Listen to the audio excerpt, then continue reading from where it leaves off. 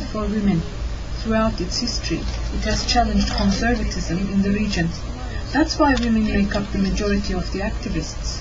But these women will not allow Islamic ideals to become too powerful in our party. We will protect all the achievements we have won.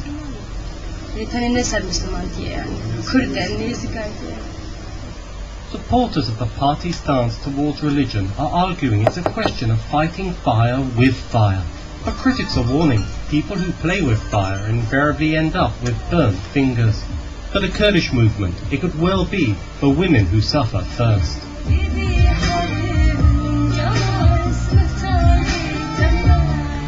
Dorian Jones reporting from the Kurdish city of Diyarbakir in southeastern Turkey.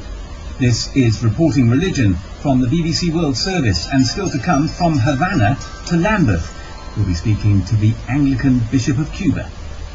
The Turkish constitution may dictate that religion and politics are kept completely separate, but the same certainly isn't true in the Philippines, where 80% of the population